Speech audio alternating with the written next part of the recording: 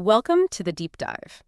Today, we're tackling something really central to understanding ancient China. When you picture ancient Chinese history, dynasties rise, dynasties fall, and very often there are these massive peasant uprisings involved. These weren't just small riots, they could bring down entire empires. Think the Qin, the Sui, the Yuan. But here's the big question we're diving into: why? Why were these huge peasant revolts such a, well, persistent feature in China, especially compared to somewhere like Europe? Europe also had agrarian societies for ages, right? But you just didn't see the same scale of peasant-led uprisings overthrowing entire states quite like that. So, what made China different?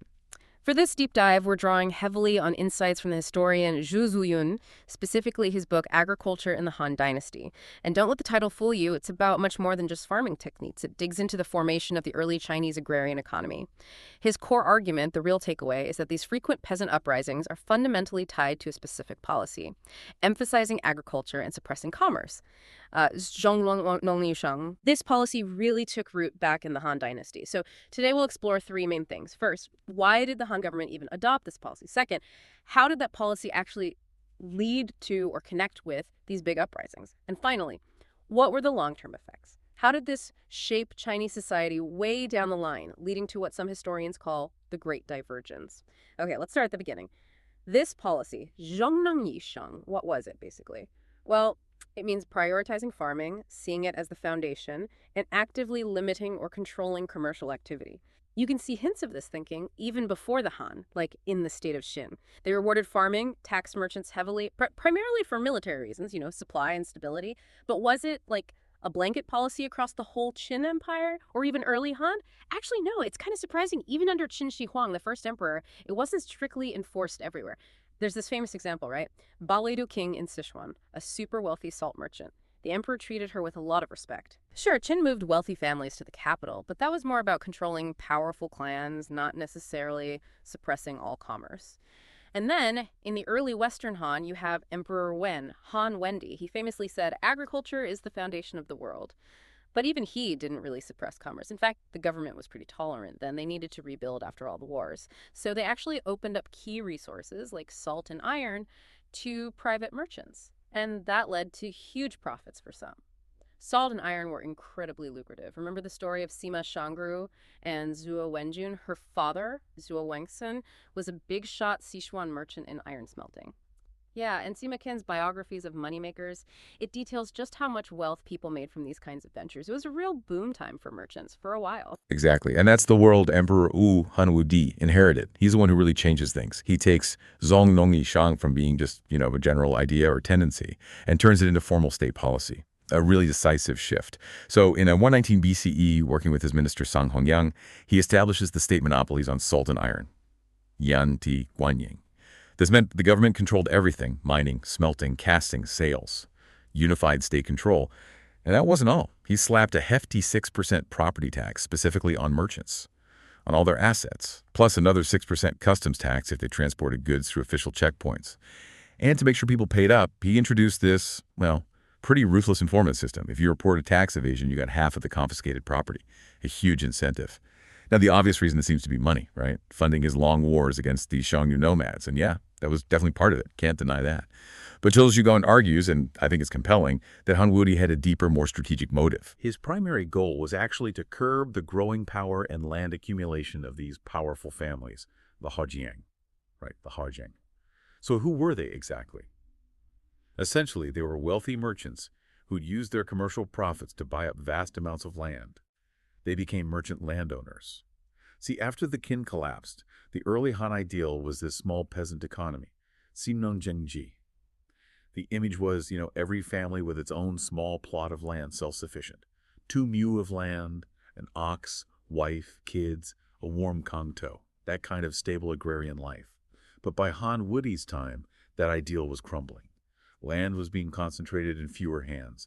Dong Zhongshu, a famous scholar, told the emperor point blank, "The rich have vast fields, the poor have no place to stand a needle." Land annexation was rampant. And who was doing the annexing? Primarily these Haojiang. They made relatively easy money from trade and then invested it in land for stability and status. When harvests failed or taxes were high, small peasants had little choice but to sell their land to these wealthy neighbors. They often ended up working as tenants or laborers on the very land they used to own. So these Hajians weren't just rich, they were becoming powerful local lords, in a way. And that's why the government saw them as a threat. They had local influence, connections with officials. They could hide land and population from tax registers, reducing the state's income. Some even had their own private militias, like bodyguards or local enforcers. Think of Zhu Jiazhuang and the novel Water Margin, that kind of fortified, self-contained estate run by a powerful family. It directly challenged central authority. So Han Wudi's crackdown on commerce, especially the monopolies and taxes, was really aimed at breaking the financial back of these powerful merchant landowners. It was about reasserting central control over land and people. Okay, so the policy was designed to weaken these powerful merchant landowners, these Hajiang, and presumably stop them from gobbling up all the land, thereby stabilizing society. Makes sense on paper. But did it actually work? Did it stop land annexation? Because here's where, as you said, it gets really interesting. So Zoyan points out that, paradoxically, the policy seems to have made the problem worse.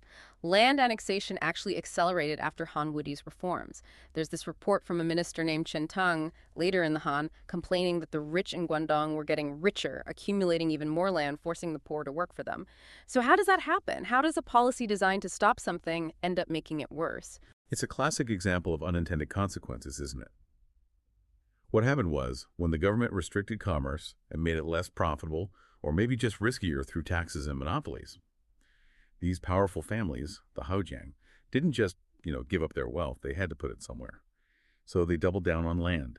They shifted their investments even more heavily into acquiring agricultural land. Sima Qian had already noted this tendency, making money from commerce, securing it with agriculture. Land was seen as the safer, more stable long-term investment, especially if commerce was being squeezed by the state. You get these figures like Fan Zong, who was actually the maternal grandfather of Lu Zhu, the founder of the Eastern Han. His estate was enormous.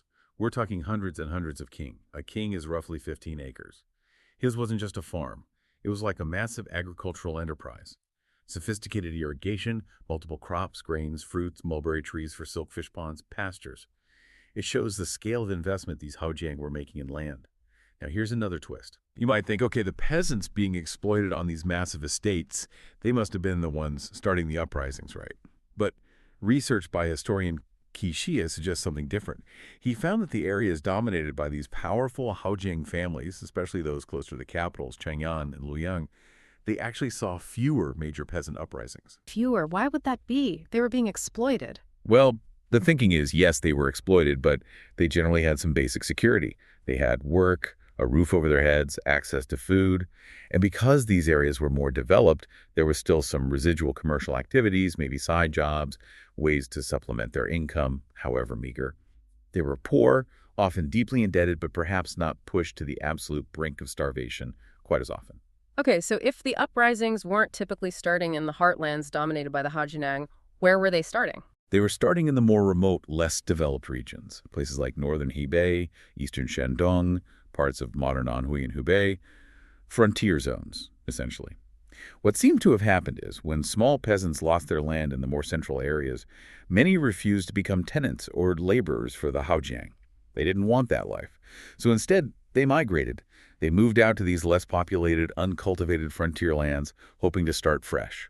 Historian Lao Gan tracks significant population increases in areas like the Yangtze River Valley and the southeast coast during the Han, and many of these migrants likely avoided the official census to escape taxes and labor duties. Right, try and get off the grid, basically. Exactly. But these new migrant settlements were incredibly vulnerable. Firstly, the agricultural conditions were often much poorer. Inferior land, lack of good irrigation. This made them extremely susceptible to natural disasters, floods, droughts, locust plagues.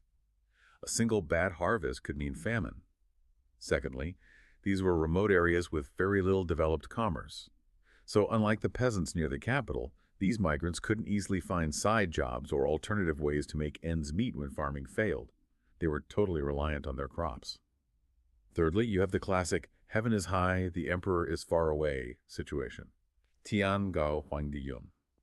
Local officials in these remote areas were often corrupt, predatory, and oppressive, far from the oversight of the central government. There's that old, rather harsh saying, "Poor mountains, harsh waters produce unruly people." Kunshan Eishun Chu Diaomi. It's obviously a stereotype, but it hints at a reality. Desperation in harsh conditions can breed resistance. And crucially, one more factor. the emergence of local leaders. When these migrants moved into new areas, they had to band together just to survive. Think about clearing land, building irrigation, buying tools. It often required collective effort. This naturally led to the rise of respected local leaders, sometimes called zungchuai, sort of clan chiefs or local strongmen. There's an example of a guy named Zulong and Danyang, a zungchuai whose local power was so significant that even major warlords like Yuan Shu had to reckon with him. So put it all together. Poor land, vulnerable to disaster, no economic buffer from commerce, corrupt officials, and strong local leadership capable of organizing people. That sounds like a powder keg waiting for a spark. Precisely. And the sparks were usually natural disasters leading to famine. Look at the big uprisings that brought down the Western Han. The Green Forest Rebellion started in Hubei, the Red Eyebrows in Shandong. Both triggered by famine in these kinds of vulnerable migrant regions, both led by respected local figures, Wan Kuang, Wan Fan, Fan Chong. It fits the pattern perfectly. And you see this pattern repeat later in history too. The Huangchao Uprising in the Tang Dynasty started in Shandong after drought and famine, led by a salt smuggler's son with local standing. The Taiping Rebellion in the Qing, ignited by disasters in remote Guangxi, led by charismatic figures who rallied desperate people. It's a recurring theme. So the chain reaction seems clear. The Zongnong Yishang policy, intended to control merchants, inadvertently worsened land annexation. This pushed peasants to migrate to vulnerable frontiers. These areas, lacking infrastructure and commerce but possessing strong local leaders, became hotbeds for rebellion, usually ignited by natural disasters. That's the connection Xu Zuoyan draws. That's a powerful link. Seeing how a policy aimed at control could unintentionally create the very instability it sought to prevent. Okay, so zooming out further then, what does this all mean for the bigger picture of Chinese history, especially compared to the rest of the world? Zhu Zhuoyan argues this has profound long-term consequences, that this policy, Zhongnong Yishang, essentially locked ancient China into what's called the Malthusian trap, and this ultimately contributed to the great divergence around the year 1800, when Europe, particularly Britain, started to industrialize and pull ahead, while China, well, didn't. Yeah, the Malthusian trap. It's named after Thomas Malthus, an English economist. His basic theory, put simply, is that population tends to grow faster, exponentially, than the food supply, which grows more slowly, arithmetically, so inevitably population outstrips resources. This leads to checks on population famine, disease, war. These crises reduce the population, resources become sufficient again for a while, and then the cycle repeats. It's a grim cycle. People tried ways to escape it, like, promoting frugality, asceticism, even forms of birth control. But Malthus argued these could only delay the inevitable crisis, not prevent it. The only way he saw to truly break free was through significant technological progress, technology that could massively increase resource availability or utilization efficiency. And Europe was stuck in this trap for a long time too, wasn't it? Oh, absolutely, for centuries. You see population booms followed by crises, just like the model predicts. But then, around 1800, something changed dramatically in Britain. Its population started growing rapidly, nearly tripling over the next century. But crucially, living standards also started to rise simultaneously. People were, on average, becoming better off even as the population exploded. This was unprecedented. It showed Britain had somehow broken the Malthusian cycle. What was Britain's escape route? Well, the surface reasons are often cited as the Age of Discovery, bringing in new resources from colonies and the Industrial Revolution, which massively boosted productivity, including in agriculture. But Xu Zuoyan digs deeper. What drove both of those? He argues it was fundamentally commercial demand. The voyages of discovery were partly driven by the search for gold, silver, new markets. The Industrial Revolution was fueled by the demand for manufactured goods, like textiles. Commerce was the engine, and commerce, in turn, drove technological innovation. Building better ships for exploration required advances in navigation, astronomy, map-making. The Industrial Revolution needed breakthroughs in metallurgy, chemistry, physics, engineering. Think of the steam engine. Developing precise pistons required advanced mathematics. So in agrarian societies, land and labor were the main limits. But once technology became the primary driver of productivity, human ingenuity, brain power became a key resource. More people can mean more potential innovators, more ideas. This created a virtuous cycle. Population growth could spur technological advance, which could then support even more population at a higher standard of living. That was Britain's key. Okay, so that explains Britain. But why didn't China follow a similar path? China had incredible technological achievements historically, very advanced agriculture for its time. You read poems by Lu Zajie, you describing prosperous Song dynasty farmers. You see paintings like along the river during the Qingming festival hinting at bustling commerce. It seems like the potential was there, why did it remain trapped? That's the tragic irony. China experienced its own version of the Malthusian trap, what we often call the dynastic cycle. A new dynasty emerges, often after a period of chaos and population decline. Land is redistributed, things stabilize, population grows, maybe there's a golden age, the Bakalexis. But eventually population pressure builds, resources strain, maybe corruption increases, natural disasters hit. And you get famines, plagues, and those massive peasant uprisings we talked about.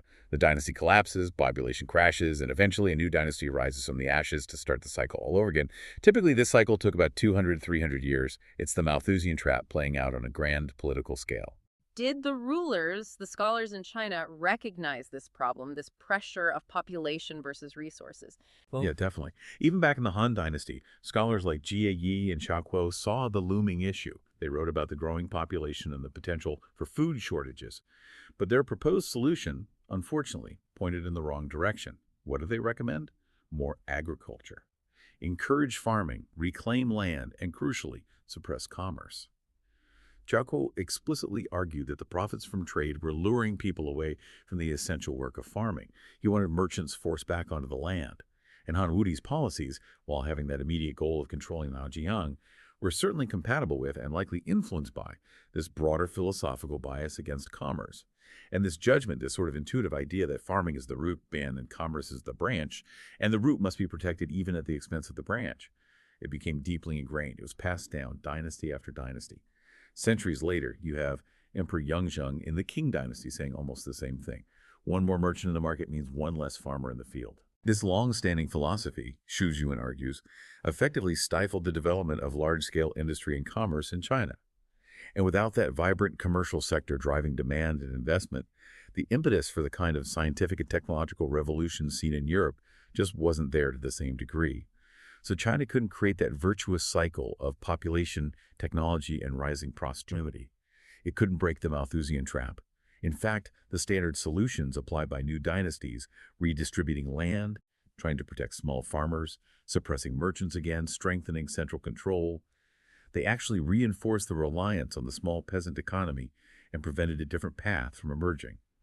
So around 1800, while Britain was industrializing, China, under the Jie Emperor, was dealing with massive famines and yet another wave of peasant uprisings. The White Lotus, the Tianli cult, it was sinking deeper into the Malthusian cycle just as the West was starting to escape it.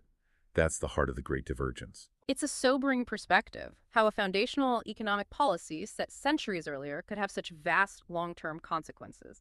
So let's quickly recap the main points from this deep dive.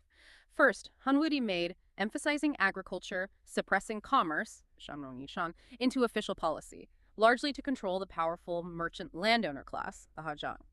Second, the policy backfired in a way. It actually worsened land annexation, pushing displaced peasants into vulnerable frontier regions. These regions, prone to disaster and with strong local leaders, became the main breeding grounds for the massive peasant uprisings that punctuate Chinese history. And third, this long-term suppression of commerce stifled broader industrial and technological development, keeping China stuck in the Malthusian trap, the dynastic cycle, and ultimately contributing to its falling behind Europe during the Great Divergence around 1800. Absolutely. And it leaves us with a really interesting question to ponder, perhaps, thinking about how deeply embedded that idea of agriculture as the root and commerce as the branch became. How much do you think ancient Chinese economic policy was driven by purely pragmatic state concerns, like controlling the Haojiang or raising revenue? And how much was it shaped by these deeply held philosophical or moral beliefs about the proper social order, where the farmer was virtuous and the merchant was, well, suspect? And maybe, what can this long view of history, looking at these unintended consequences over centuries, tell us about evaluating the potential hidden impacts of policies we might think are logical or necessary today? Something to think about.